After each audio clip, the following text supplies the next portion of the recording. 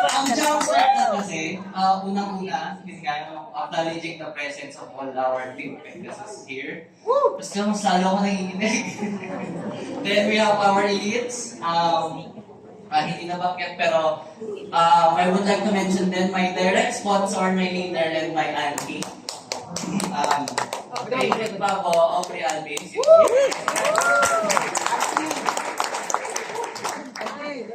Nanginom talaga ako. Hindi ko alam kung sa lamig kung sa dami ng tao eh. Kasi hindi nga, for little, pwede ba ako mag-share ng history ko? Very, very short lang. So, nung unang-unang punta ko dito sa Ligway, doon pa lang, nung first day na punta ko dito, na-inspired talaga ako. Kasi walaan nyo bakit? Sino yung closing speaker that time? It was none other than Team Elite Pegasus Sir Theodore Tongden. So, bakit? Doon sa part na sinabi niya is former addicted gamer, medyo nakarelate ako doon to the full extent. Kasi, a little background for myself. Gamer din ako, I do streams online. Then, while doing those, dati akong BPO worker. As well, naging nursing and psychology student ako. Pero, I scrap it all. Kasi bakit? I mean, hindi naman masama na magkaroon ng degree, makatapos ng degree. Pero, nung nakita ko, nalaman ko yung Ligway. Nakita ko yung endless opportunities sa Ligway. Literal na endless. Kasi 6 months pa lang, 6 months pa lang sa Ligway, ay hindi, 5 months pa lang nun. It was the first OPP speak ko last December, last year. Then, this January naman, I was asked then by our PT Jaime, thank you for this opportunity to be speaker then noong January 3. Basta bago kami lumipad doon papuntang Singapore, di ba? Asan yung mga Gen Z at millennial dyan? Nakita kayo ngayon, yung group, ayan, yung mga Gen Z at millennial dyan, yung grupo ni Sir Eros at ni Sir John Lloyd, tuloy-tuloy niya lang itong Ligway. Kami, 6 months lang, may marating na kaya. Baka dito na rin kayo sa harapan. So, continue. Ayan. Before we start, I'd like to thank BT Jaime for giving this opportunity to be the light para sa bandera nating mga Gen Z.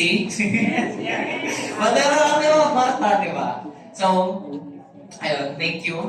Thank you for the support. And thank you for this very wonderful community na despite ilang beses na ako nagkakaroon ng struggles on my personal life, everybody here in Ligway is very welcoming and accepting despite who you are, despite what you are, despite kung anong edad mo. Basically, that's it. Basically, kung anong pinanggalingan mo, kung anong background mo, everyone is welcome here in Ligway. Yes. So, tuloy na tayo, mahal na mapa. Okay. Today, I was tasked to do product opportunity or OPP. May I see or ask nga ulit kung gaano karami ang first timer dito ngayon? Taas nga kamay. Dami. 80% ata. Kasi kanina, kagabi pa lang, nung tinawagan ako ni Mr. Ivan, makapal ng 7 p.m., sabi ko, kung konti lang yung guys, siguro ang gagawin ko na lang, since puro leaders, mag-aano na lang ako, mag-recap, parang quiz bee na lang ganun. Pero since marami tayong guests ngayon, let's focus or I will try to convey the message and what's meant for here in the most simplest manner way. So, yan. On our first line, may kita natin, this is death sentence without committing any crime. Ano daw yung sabihin mo? Death sentence without committing any crime is basically, in Tagalog, sinesentensyahan ka na ng kamatayan kahit wala ka pang ginagawa kahit anong krimen. Kahit anong edad yan ha. Kahit pinanganak pa tayo, kahit bagong panganak pa lang tayo, kahit sanggol na tayo, pwede na tayong tamaan ng heart disease, lung cancer, diabetes. Na personally, ako, I was, I am a baby na hindi dapat tinuloy ka na. My mother before was drinking alcohol nung nasa loob niya ako. So, lumaki ako may lung condition.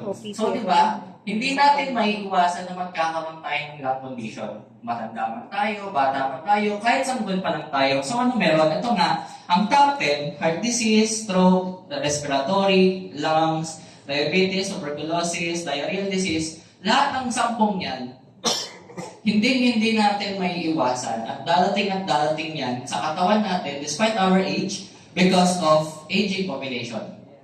Meron pa dito hindi tumatanda. Baka pwede nyo i-share secret nyo. Gusto ko, ayaw ka rin tumanda eh. Yun, aging population, pinaka-basic. Lahat tayo, taon-taon may birthday. Ayun na. Lahat tayo, may aging nag-age. Then we have wrong diet. Medyo guilty ako dito. Sino nag-Jollibee kanina? Taas kaway. Wrong diet. Sa wrong diet, dyan papasok yung, we try to have a healthy lifestyle. We try to be fit. We try to be actively engaging sa sports and whatever extracurricular activities na pwede natin gawin. Pero hindi natin may iwasan ang mga pagkain na hindi lang sa fast foods. Wrong diet can also comes on the food na mga process na lagi nating may iwasan. Una-una siguro yung mapansin ka ito at hotdog na sa mga baharing natin. Lahat tayo meron ganun, no? Ay, wala. Okay, wrong diet. Inevitable, kasi hindi lang basta sa processed foods, hindi lang basta sa fast food. Technically, lahat ng kinakain natin ngayon is mixed na ng chemicals and preservatives para tumagal. Then we have inevitable stress.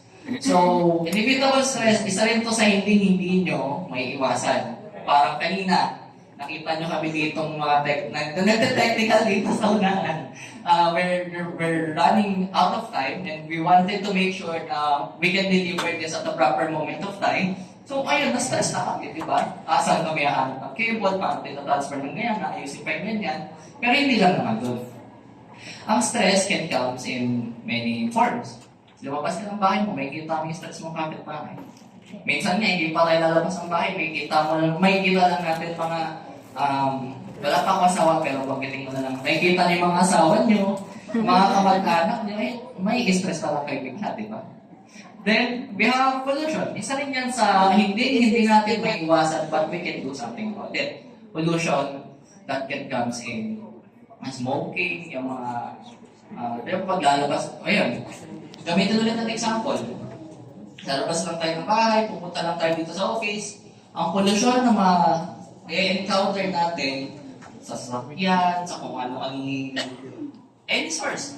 Napakaraming source ng pollution.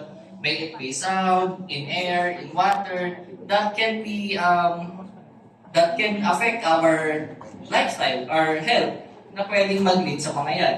So, ang aging population, wrong diet, inevitable stress, at pollution is considered as bottleneck crisis. Pag sinabing bottleneck crisis, ito ang crisis sa medical science na sobrang hirap masolusyonan. Kasi nga bottleneck eh. Parang kang nagpapasok ng sinulid sa karayom na mahirap, diba? So, yun. Tuloy. So, what can we do to at least prevent those? What do we have to at least give remedy to those? We have the discovery of stem cell. Take note, discovery. It was not invented. It was not ginawa ng tao. Hindi siya man-made, but it was discovered. Stem cell is the most basic form of all living things.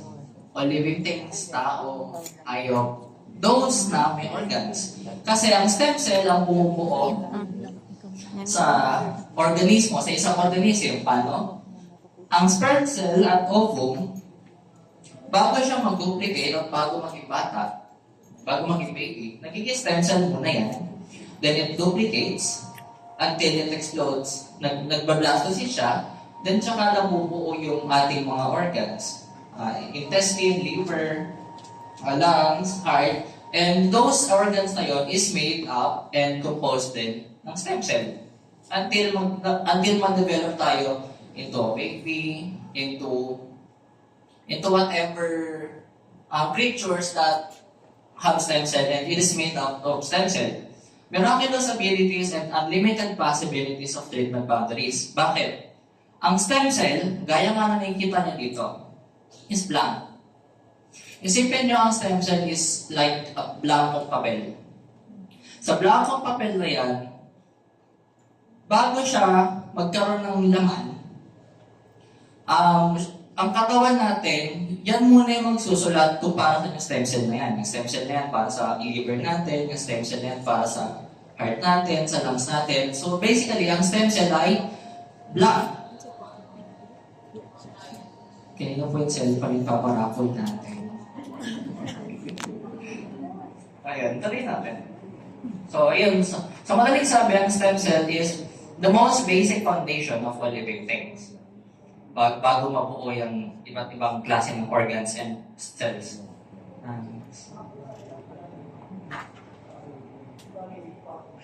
Here. Di ba gaya nga na sinabi ko, stem cell is discovered. Tingin nyo, bago lang siya na-discover. No. Stem cell has been discovered for many years, many years na nakaraan. So, nakikita nyo sa mga journals and articles na to. Time Magazine. Familiar ba kayo sa Time Magazine? This world famous Time Magazine. May kita nyo sa lahat ng mga post coffee shops, may sarili rin sa website. So, yan, your business times. Kita nyo ba? So, ito na example. Ang nakasulat dito, if marunong kayo mag-Mandarin, 100 years old in a 50 years old body. So, that's what a stem cell can do. Bakit? And paano? Stem cell has the ability to repair and regenerate whatever is broken or damaged. For example, ito na lang. Itong pader. If this wall is damaged, di ba semento yan? Tingin nyo pag ang damage na cement wall, pagpapalitan natin, anong pagpapalitan natin? Cemento rin ba or plywood? Di ba cemento rin? That's basically what stem cell is. It replaces the damaged parts of the system. And dito, sa Miracle of Stem Cell na page na to, makikita na stem cell has really done something throughout the years. Madami nang napatunayan at marami ng journals at articles ang nag-publish na the stem cell can really do something. Stem cell is unstoppable medical science trend. Kasi nga, nasa era pa lang tayo ngayon ng stem cell ay mas lalo nagpo-further innovate pa lang at mas lalo nagkakaroon pa ng bigyang pansin ng medical researches. And stem cell is the greatest revolution of medicine emerged. Ang stem cell ay maraming paraan kung paano makukuha. We have different kinds of receiving benefits of stem cell. Una-una is yung placenta injection from Switzerland. Expensive and very time-consuming. Bakit?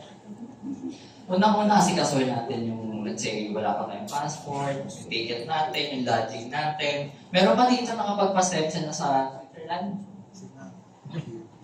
Wala pa? Okay. It is very expensive kasi it would not just simply cost 100,000, 200,000, 300,000. It would cost a lot more than that. Depende pa sa kung anong klase treatment mo. May it be 3 months, 6 months, 1 year treatment of stem cell. It may cost to millions and millions out of your pocket. Then we have the stem cell transplant. Expensive and painful. Simple lang yan. If magbigay kayo ng organs natin sa katawan na dalawa. Mata. Sa mata natin, if ang left eye natin is damaged and ang right eye natin is very rich and very healthy, sometimes doctors would recommend na kukuha tayo ng stem cell from our right eye without any kind of anesthesia because it would kill the stem cell na ililipat sa left eye natin. So, di ba, it is very painful. Ano, babayaran mo yung treatment na yun para saktan ka. Sino papayag doon, di ba? Sino sa inyong gusto masasaktan? Meron ba? Sino mag gusto? Anong masakista ata kayo? Then next is cord blood banking. Means, chance, and time limit. Cord blood banking is commonly ha, pero hindi lahat ng cases kasi as I dig down on researches, ang cord blood banking is just used for a mother and a child. Pero whatsoever, sa panahon ngayon, may mga tatay, may mga lalaki na gumagamit ng cord blocking, which is not really possible. Because cord blood banking is possible when a mother ng anak, yung cord blood na yon, itatago by a cord blood bank for 20 years, 10 years, then after 20 years, pag hindi nagamit, wala, nasayang ng binayaran, na-miss lang yung chance, di ba? Kasi mostly rin, hindi lang naman yan nag-a-apply sa mga magulang, sa mga mothers. Ang cord blood banking can also be used sa mga anak. Pero, kadalasan kailan lumalabas ang sakit ng mga bata? After 20s, di ba? After 20s, after 30s. So yung mga genetic na mga naman na nating sakit, hindi rin natin mga gamit kagad. Kasi, how would we know? Unless we have preventive measures, di ba?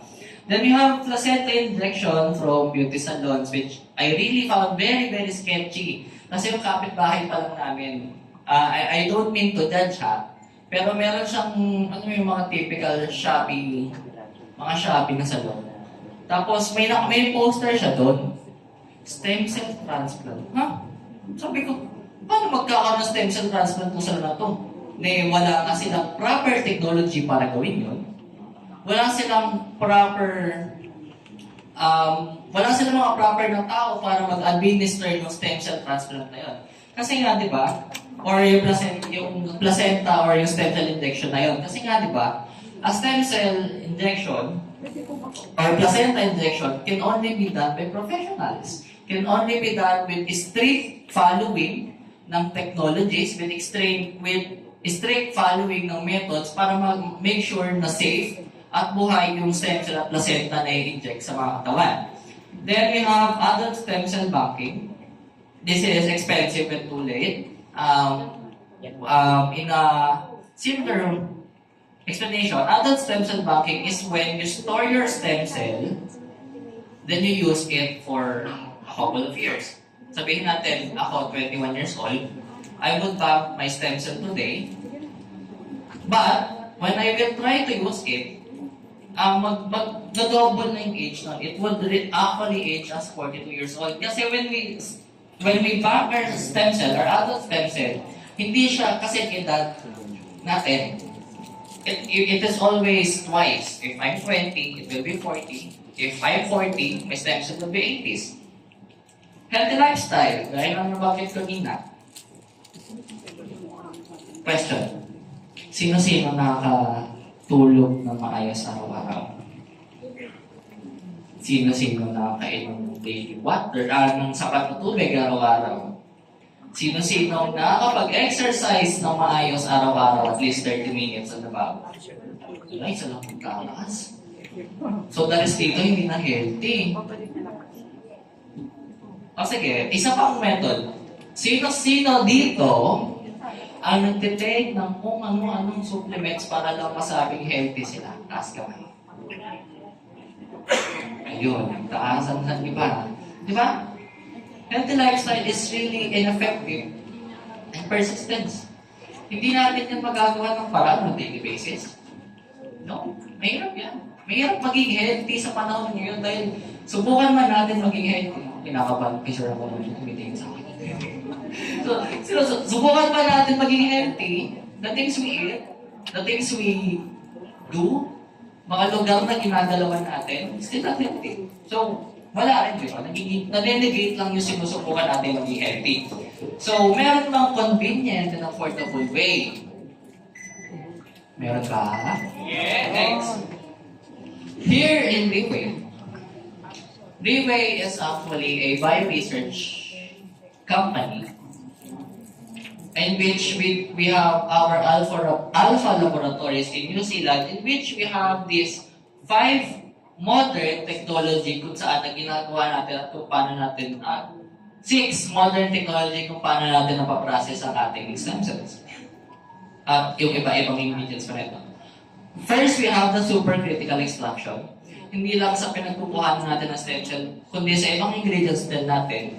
We would extract 99.9% of its ingredients para ma-transfer at mailagay sa capsule natin. Then we have the freeze-drying technology. Freeze-drying technology is what makes our stem cell alive for 3 to 4 years on the basis of FDA. But on our researches, freeze-drying technology actually made our stem cells alive up to 10 years. Why? In freeze-drying technology, pagka-extract natin ng stem cells sa pinagkukuhanan natin, we would freeze it until it dries. Gets nyo? Freeze-drying. We would freeze it, it dries. Anong nangyayari pag pinifreeze natin ng isang bagay? Di ba na-pre-preserve? Kahit yung apple, lagyan natin sa freezer, mag-pre-preserve rin. Then we have nitrogen field technology. On our nitrogen field technology, our capsule, our portier, wala daw oxygen. Pero paano yun? Anong laman? Ang nitrogen field technology, ang ginawa niya ito sa portier natin, sa capsules natin is, instead of oxygen na nagkukos ng oxidation, na nagkukos ng mag-grow ang bacteria sa loob ng capsule natin, nilagyan siya ng nitrogen para hindi mag-grow ang bacteria and to make sure na fresh and alive ang ating stem cell. Then we have enteric content technology na kung saan it makes our capsule withstand the stomach acid. Alam naman natin or familiar naman tayong lahat kung gano'ng kalakas ang stomach acid natin, di ba? So, ang ginawa na enteric content technology, it would make sure na ang capsule natin would survive the stomach acid and would burst out only on our intestine, in which mas ma-absorb ito in its full extent. Then we have the emulsification technology na kung saan pinapalit nito ang lahat ng particles natin or ang lahat ng ingredients natin to the point na pwede na itong pumasok sa lahat ng cells natin, sa lahat ng organs natin, all mo sa mga nerves natin sa utak, na para ma-reach nito ang lahat at kasulok-sulukan ng katawan natin. Emulsification technology, in short, pinapalit lang ito ang molecules ng... Then we have biosoft gel technology. Ang biosoft gel technology, it is the technology that made it compose of our portier. Hindi siya powder, hindi siya liquid, it is biosoft gel. So, next.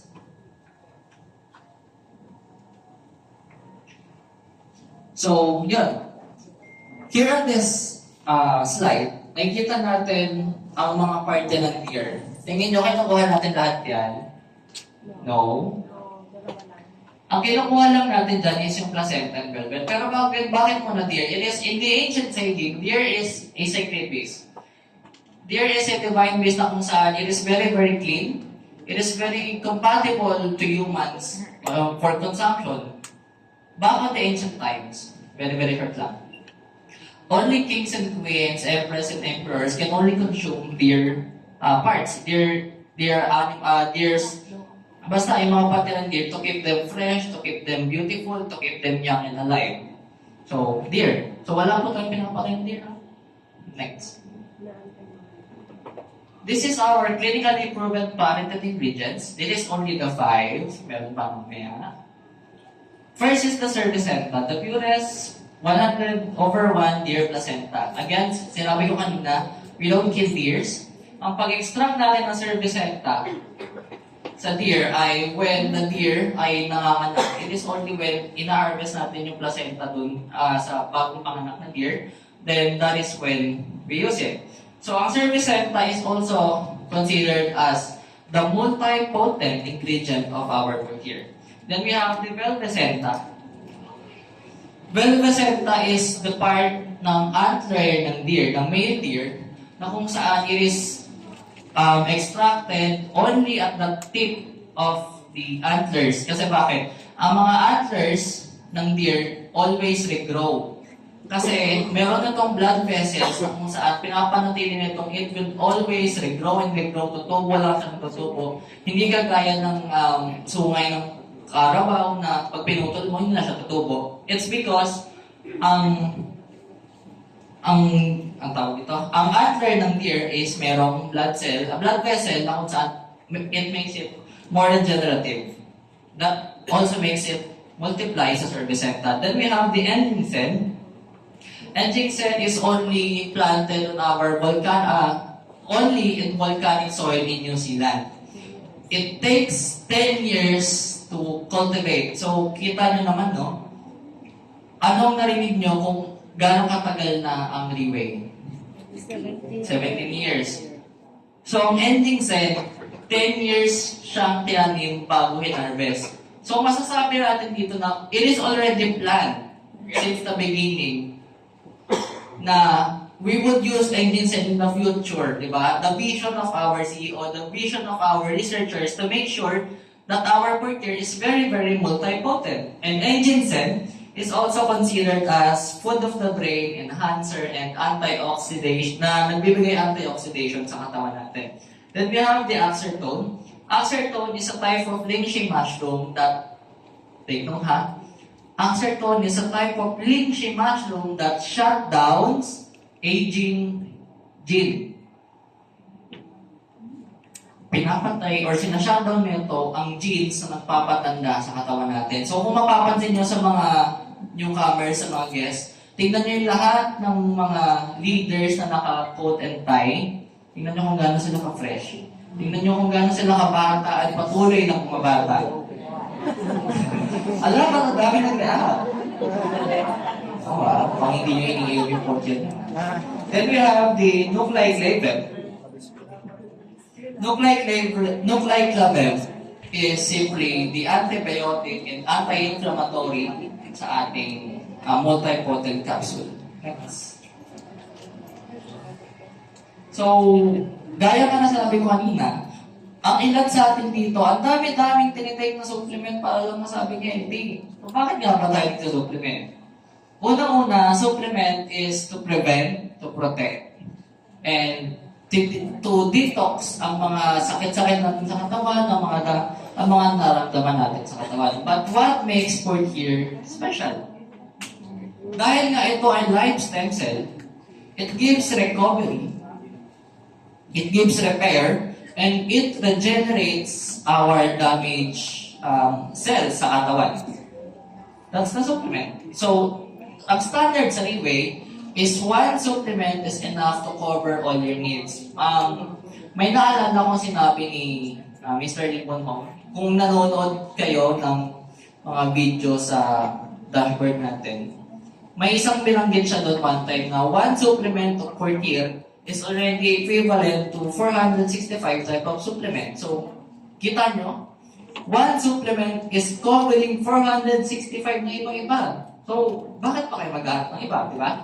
And so, paano ba nagagawa ang paraan na one capsule is to 465? Kasi meron pa tayong ibang ingredients. This is our total integrated formulation. We have 14 ingredients. Ito yung patented natin na. So, it means only Riway International has the authority to do those things, to combine those things. Nabanggit ko na yung 5 basic, the Serpicenta, Belvacenta, Endixen, Axertone, Nucleic Label, and shortcutin na natin, I think running out of time na. Brown seaweed, it is anti-carcinogenic or also called as cancer killer. Apple extra, sa apple extra, kinukuha lang natin dito is polyphenols. Polyphenols na nagbibigay defense sa katawan natin. Then we have the tomato extract na nagbibigay ng health heart sa atin, which contains carotenoids. Then we have the marine collagen na nag-contain ng rich in amino acids na nagre-repair ng damaged protein sa katawan natin. Then we have the evening primrose oil na nagbibigay vitality and youth sa ating lahat. Hindi lang sa kababaihan. Then we have the squalene sa mga gusto magpapayat dyan, sa gustong maging healthy at gustong ma-reach ang weight. Squalene gives boost sa metabolism ng katawan natin. Then we have the avocado oil na nagme-melt ng mga fatty acids sa katawan natin na hindi normally na-melt ng kung ano-anong exercise lang. Then we have the aloe vera extract na nag-contain ng most of nutritions at nagbibigay support sa lahat ng ibang ingredients natin. So, dyan sa 14 ingredients, it is all-rounded to supplement prevent, recover, detox, protect, repair, and renew our body to have a holistic body. So lastly, this is the living causes of death worldwide. Baka sabihin nyo, bakit death na naman? Tinatakot ba kayo? Hindi.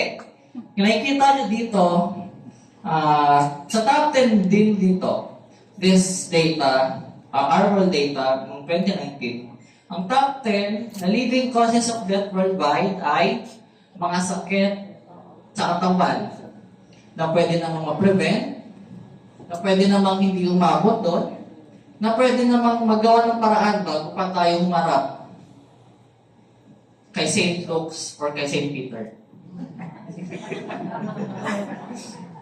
So, ayun, nasa end, I would like to leave with the quotation na importante ba ang health nyo lang? Yes! Importante ba ang health ng family nyo? Yes! Kung gano'n, tanungin nyo na yung mga nag-invite sa inyo, and bago nyo sila tanungin, how things are possible here in Riwen, how we do here in Riwen, make sure na magpasalamat muna kayo. Be thankful sa mga nag-invite sa inyo dahil they lead you to this kind of opportunity to see this kind of product that would actually change your life and that would actually balance your life. Okay, so everyone get one whole sheet of paper. Make excited. Joke. Thank you.